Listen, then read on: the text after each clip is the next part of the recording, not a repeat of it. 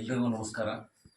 ಸಮಸ್ತ ಕನ್ನಡ ನಾಡಿನ ಜನತೆಯ ಪರವಾಗಿ ಪ್ರತಾಪ್ ಅವರಿಗೆ, ನಮ್ಮ ಡ್ರೋನ್ ಪ್ರತಾಪ್ ಅವರಿಗೆ ಅಭಿನಂದನೆಗಳನ್ನು ತಿಳಿಸ್ತಾ, ನಾನು ನಿವೃತ್ತ ಪ್ರಾಧ್ಯಾಪಕ ನಿಮ್ಮ ಪ್ರಕಾಶ್. ನಮ್ಮ ಈ ಯೂಟ್ಯೂಬ್ ಚಾನಲ್ ಪುಣ್ಯಕೋಟಿ ಚಾನಲ್ ವತಿಯಿಂದ ಅವ್ರಿಗೆ ಅಭಿನಂದನೆಗಳನ್ನು ತಿಳಿಸ್ತಾ ಒಂದಷ್ಟು ಮಾತುಗಳನ್ನು ಅವರೊಟ್ಟಿಗೆ ಆಡಿ ತಮ್ಮೆಲ್ಲರಿಗೂ ಪರಿಚಯಿಸಬೇಕು ಅನ್ನುವಂಥದ್ದು ನಮ್ಮ ಉದ್ದೇಶ ಆಗಿದೆ. ಪ್ರತಾಪ್ ಅವರೇ, ನಿಮ್ಮ ಸರಳತೆ, ನಿಮ್ಮ ಸೌಜನ್ಯತೆ ಮತ್ತು ನೀವು ಅಲ್ಲಿ ಇದ್ದಂಥ ರೀತಿ ಎಲ್ಲವನ್ನು ನೋಡಿ ಬಹಳ ಸಂತೋಷ ಆಗಿದೆ. ತಮಗೆ ತಾವು ಎರಡನೇ ಹಂತದಲ್ಲಿ ಅಂತ ಅಂದ್ಕೊಳ್ಳುವಂಥದ್ದೇನು ಬೇಡ, ನೀವೆಲ್ಲರನ್ನು ಗೆದ್ದಿದ್ದೀರಿ. ಈ ಬಗ್ಗೆ ತಮ್ಮ ಅನಿಸಿಕೆ ಏನು? ನನ್ನನ್ನು ನಾನು ಗೆದ್ದಿದ್ದೀನಿ ಶೋಗಿಲ್ಲಕ್ಕಿಂತ. ಕಪ್ಗಿಂತ ಜನರು ಪ್ರೀತಿ ಗೆದ್ದಿದ್ದೀನಿ, ಅದು ಭಾಳ ಮುಖ್ಯ. ಗೆದ್ದಷ್ಟೇ ಖುಷಿ ಇದೆ ಸರ್. 114 ದಿವಸ ಒಂದು ಜೀವನ ಆದರೆ ಅಲ್ಲಿಂದ ಪಡ್ಕೊಂಡಿರೋ ಪ್ರೀತಿನ ಉಳಿಸ್ಕೊಂಡು ಅಲ್ಲಿರೋ ಒಂದು ಪ್ರೀತಿನ ನಮ್ಮ ಮೇಲೇನೋ ಒಂದು ಜವಾಬ್ದಾರಿ ಇದೆ, ಆ ಜವಾಬ್ದಾರಿನ ಹಂಗೆ ಇಟ್ಕೊಂಡು ಬೆಳೆಸ್ಕೊಂಡು ಹೋಗೋದು ಇನ್ನು ಮುಂದೆ ಜೀವನ ಸರ್. ಮುಂದಿನ ಜೀವನ. ಕೇಳಿದ್ರಲ್ಲ ವೀಕ್ಷಕರೇ, ಬಹಳ ಸಂತೋಷವಾಯಿತು. ಈ ಮಂಡ್ಯ ಜಿಲ್ಲೆ ಎನ್ನುವಂಥದ್ದು ಗಂಡು ಮೆಟ್ಟಿನ ನಾಡು. ಮಳವಳ್ಳಿ ಜಿಲ್ಲೆಯ ಈ ನೆಕ್ಕಲ್ ಗ್ರಾಮ, ಅವರ ಮನೆಯಲ್ಲಿ ಬಂದಿದ್ದೀವಿ. ಇಲ್ಲೊಂದು ಸುಮಧುರವಾಗಿರುವಂಥ ಒಂದು ಹಳ್ಳಿಯ ವಾತಾವರಣ ಇದೆ. ಅನೇಕ ತಾಯಂದಿರು ಇಲ್ಲಿ ನಮ್ಮೊಟ್ಟಿಗೆ ಇದ್ದಾರೆ. ನಮ್ಮ ಪುಣ್ಯಕೋಟಿ ಮೇಡಮ್ ಇದ್ದಾರೆ, ನಮ್ಮ ಮೇಡಮ್ ಎಲ್ಲರೂ ಕೂಡ ಇಲ್ಲಿ ಇದ್ದಾರೆ. ಹಾಗಾಗಿ ಈಗ ತಾವು ಪ್ರತಾಪ್ ಅವರ ಮಾತುಗಳನ್ನು ಕೇಳಿ ಜನರ ಮನಸ್ಸಿನಲ್ಲಿ ಇರುವಂಥದ್ದು ಭಾಳ ಸಂತೋಷದ ಸಂಗತಿ ಎನ್ನುವಂಥದ್ದು. ಮತ್ತು ಈ ಬಗ್ಗೆ ನಗುಮೊಗದ ನಮ್ಮ ಪ್ರತಾಪ್ ಅವರು ಮುಂದಿನ ಸಾಧನೆ ಮೆಟ್ಟಿಲುಗೆ ದಾರಿದೀಪವಾಗಲಿ ಅಂತ ಹೇಳುತ್ತಾ, ತಮ್ಮ ಮುಂದಿನ ಆಶಯಗಳೇನು ಪ್ರತಾಪ್ ಅವರಿಗೆ? ಆಶಯಗಳೇನು ಅಂದರೆ, ಈಗೇನು ಒಂದು ಸಂಸ್ಥೆ ಮಾಡಿದ್ದೀನಿ ಚಿಕ್ಕದಾಗಿ. ಹೌದು, ಆ ಸಂಸ್ಥೆಯಲ್ಲಿ ಒಂದಷ್ಟು ಸಣ್ಣ ಮಟ್ಟದಲ್ಲೇ, ಏನು ದೊಡ್ಡದಾಗೇನಿಲ್ಲ, ಸಣ್ಣ ಮಟ್ಟದಲ್ಲೇ ಬೆಳೆಸ್ಕೊಂಡು ಪುಟ್ ಹೆಜ್ಜೆ ಇಟ್ಕೊಂಡೇ ಬೆಳೆಸ್ಕೊಂಡು ಸಂಸ್ಥೆ ಮುಖಾಂತರ ಏನು ಡ್ರೋನ್ ಇಂಡಸ್ಟ್ರಿ ಬೆಳೀತಾ ಇದ್ದೀವಿ, ಅದು ಇನ್ನೂ ಸ್ವಲ್ಪ ಎಕ್ಸ್ಪ್ಯಾಂಡ್ ಮಾಡಿಕೊಂಡು ಒಂದಷ್ಟು ಉದ್ಯೋಗ ಅವಕಾಶಗಳನ್ನ ಹಳ್ಳಿಗಾಡ ಯುವಕರಿಗೆ ಸೃಷ್ಟಿಸ್ಕೊಂಡು ಮುಂದೆ ಸಾಗುವಂಥದ್ದು. ಜೊತೆಗೆ ಸಣ್ಣ ಪುಟ್ಟ ಅವಕಾಶಗಳು ಸಿಕ್ಕಿದ್ರೆ, ಇವನ್ ಕಲೆ ಅಂತ ಏನು ಒಂದು ಭಾಗ ಇದೆ, ಅದರಲ್ಲೂ ಮೇಯ್ನಾಗಿ ನಮ್ಮ ಒಂದು ಕೆಲಸನ ಬಿಡಲ್ಲ, ಫ್ರೀ ಟೈಮಲ್ಲಿ ಅದನ್ನು ಕೂಡ ಮುಂದುವರಿಸುವಂಥದ್ದು. ಬಹಳ ಸಂತೋಷ. ಕೇಳಿದಲ್ಲ ವೀಕ್ಷಕರೇ, ಪ್ರತಿ ಹಳ್ಳಿಯಲ್ಲಿಯೂ ಒಬ್ಬ ವಿಶ್ವೇಶ್ವರಯ್ಯ ಇರ್ತಾನೆ ಅನ್ನೋದಕ್ಕೆ ನಮ್ಮ ಪ್ರತಾಪ್ ಅವರೇ ಸಾಕ್ಷಿಯಾಗಿರುವಂಥದ್ದು. ಡ್ರೋನ್ ಮುಖಾಂತರ ನಮ್ಮ ಹಳ್ಳಿಗಾಡಿನ ಜನರಿಗೆ ಅವರ ಸಮಸ್ಯೆಗಳನ್ನು ಬಗೆಹರಿಸಿ ನಮ್ಮ ಹಳ್ಳಿಗಳನ್ನು ಮುಗಿಲೆತ್ತರಕ್ಕೆ ಕೊಂಡೊಯ್ಯಬೇಕು ಅನ್ನೋದು ಅವರ ಆಶಯವಾಗಿದೆ. ಮತ್ತು ಜನರಿಗೆ ಏನಾದರೂ ಸೇವೆಯನ್ನು ಮಾಡಬೇಕು, ಆ ಸೇವೆಯ ಮುಖಾಂತರವಾಗಿ ನಾವು ಒಟ್ಟಿಗೆ ಇರಬೇಕು ಅನ್ನುವಂಥದ್ದು ಅವರ ಮತ್ತೊಂದು ಆಶಯವಾಗಿದೆ. ಈ ಶುಭವನ್ನು ಹಾರೈಸ್ತಾ, ಈ ತಾವು ಪ್ರತಾಪ್ ಅವರೇ, ತಾವು ಇಲ್ಲಿಗೆ ಬಂದಿದ್ದೀರಿ. ಬಂದ ಸಂದರ್ಭದಲ್ಲಿ ನಿಮ್ಮ ಈ ಹಳ್ಳಿಯ ಜನ ಆಗಲಿ ಅಥವಾ ಮನೆಯಲ್ಲಾಗಲಿ ಹೇಗಿತ್ತು? ನಿಮಗೇನು ಅನ್ನಿಸ್ತು ಅಲ್ಲಿಂದ ವಾಪಸ್ ಬಂದಾಗ, ಬಿಗ್ ಬಾಸಿಂದ ಬಂದಾಗ? ಜನರು ತೋರಿಸ್ತಿರುವಂಥ ಪ್ರೀತಿ, ಬೇರೆ ಬೇರೆ ಹಳ್ಳಿಲಿದ್ದಾರೆ, ನಮ್ಮೂರವರು ಬೇರೆ ಬೇರೆ ಊರಲ್ಲಿದ್ದಾರೆ, ಅವರೆಲ್ಲ ಉಳ್ಕೊಂಡು ಬಂದು ಮಾತಾಡ್ತಿರೋ ರೀತಿ ಎಲ್ಲವನ್ನು ನೋಡಿ ಹೃದಯ ತುಂಬ ಬರ್ತಾ ಇದೆ. ಮನಸ್ಸಿಗೆ ಒಂದು ಖುಷಿ ಇದೆ, ಬೆಂಬಲಿಸುತ್ತ ಜನ ನಿಂತಿದ್ದಾರೆ. ಅದನ್ನು ಉಳಿಸ್ಕೊಂಡು ಬೆಳೆಸ್ಕೊಂಡು ಹೋಗ್ಬೇಕಷ್ಟೆ. ಬಹಳ ಸಂತೋಷ.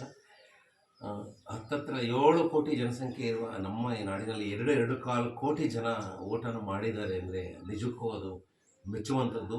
ಮುಂದಿನ ದಿನಗಳಲ್ಲಿ ಶುಭವಾಗಲಿ ಅಂತ ಶುಭವನ್ನು ಹಾರೈಸ್ತಾ, ನಮ್ಮ ಈ ಪುಣ್ಯಕೋಟಿ ಚಾನಲ್ ಸಂಸ್ಥಾಪಕರು ಪುಣ್ಯಕೋಟಿ ಅವರಿಗೆ ನಾನು ಅದನ್ನು ವರ್ಗಾಯಿಸ್ತಾ ಇದ್ದೀನಿ. ತುಂಬ ಧನ್ಯವಾದಗಳು. ಪ್ರಕಾಶ್ ಅವರು ಹೇಳಿ ಕೇಳಿ ಅಧ್ಯಾಪಕರು ತುಂಬ ಚೆನ್ನಾಗಿ ಮಾತಾಡ್ತಾರೆ. ನಾವು ಅಷ್ಟು ಮಾತಾಡೋಕ್ಕೆ ಬರೋದಿಲ್ಲ, ಏನೋ ತೊದರ್ ನುಡಿಯಲ್ಲಿ ಮಾತಾಡ್ತೀನಿ.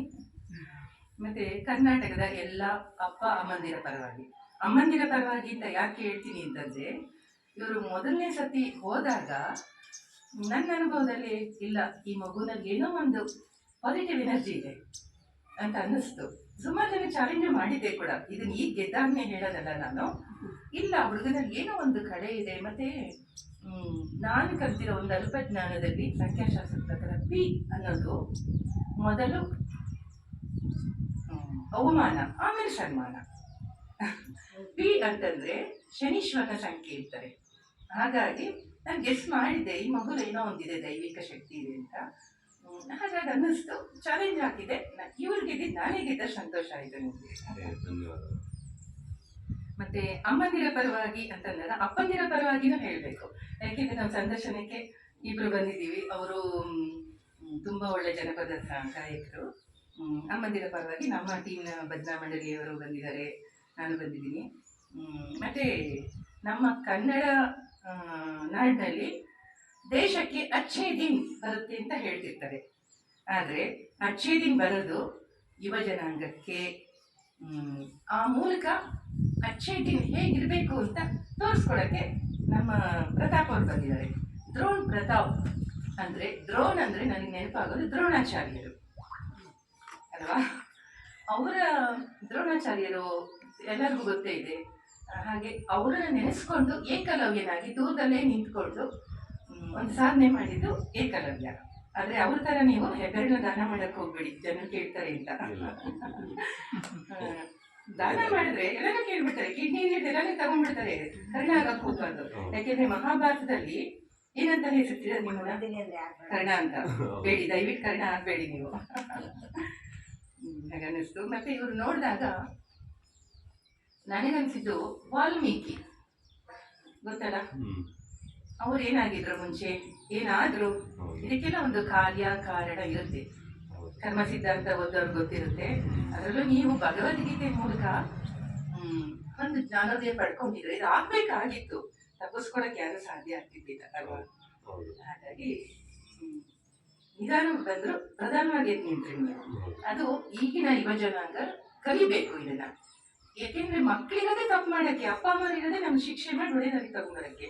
ಅದಕ್ಕೆ ಯಾರು ಅನ್ಕೋಬೇಕು, ಆಮೇಲೆ ಯಾರೇ ಏನೇ ಅಂದ್ರೂ ಅವಾಯ್ಡ್ ಮಾಡಬೇಕು. ಹಿಂದಿನ ಬೇಕಾಗಿಲ್ಲ, ಪ್ರೆಸೆಂಟ್ ನಾವು ಬದುಕ್ತಿರ್ಬೇಕು. ಇದು ಏನು ಮಾಡಬೇಕು, ಮುಂದಕ್ಕೆ ಹೇಗೆ ಹೋಗ್ಬೇಕು, ವಾಟ್ ನೆಕ್ಸ್ಟ್ ಅದು ನೋಡ್ಬೇಕು ನಾವು ಅಲ್ವಾ.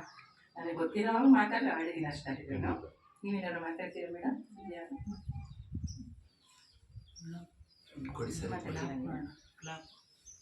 ಅಲ್ಲ ಸರ್, ಚಿಕ್ಕದಾಗ ಒಂದು ಹಾಡು ಹಾಡ್ಬಿಡಿ. ಒಂದು ಇವ್ರಿಗೆ ಇಷ್ಟವಾಗಿರೋ ಜನಪದ ಗೀತೆ ಯಾವ್ದಾರು ಹೇಳಿ. ಈಗ ಏನೋ ಒಂದು ನಮ್ಮ ಹಳ್ಳಿಗಾಡಿನಿಂದ ಬಂದು ಈ ಒಂದು ಸಾಧನೆ ಮಾಡಿ ಈ ಮಟ್ಟಕ್ಕೆ ಇರೋದು ನಿಜವಾಗ್ಲೂ ಒಂದು ಹಳ್ಳಿಗಾಡಿನ ಜನಕ್ಕೆ ಒಂದು ಸಂತೋಷದ ವಿಷಯ. ಯಾಕೆಂದರೆ ಈ ಒಂದು ವಾತಾವರಣದಲ್ಲಿ ಒಂದು ವಿದ್ಯೆ ಮತ್ತೊಂದು ಎಲ್ಲ ಕಡಿಮೆ ರೀತಿಯಲ್ಲೇ ಇರ್ತದೆ. ಇಂಥ ವಾತಾವರಣದಲ್ಲಿ ಬೆಳೆದು ಈ ಒಂದು ರಾಜ್ಯ ಮಟ್ಟದಲ್ಲಿ ಅವರು ಒಂದು ಸಾಧನೆ ಮಾಡಿದ್ದಾರೆ ಅಂದರೆ ನಿಜವಾಗ್ಲೂ ಸಹ ಒಂದು ಸಂತೋಷದ ಸುದ್ದಿ ಇದು. ಹಾಗೂ ದ್ರೋಣ ಪ್ರತಾಪ್ ಅವರಿಗೆ ನಾವು ಈ ಮೂಲಕ ಸಾಧನೆಗೆ ಒಂದು ಎಲ್ಲರೂ ಚಪ್ಪಾಳೆ ಹೊಡೆಯೋಣ.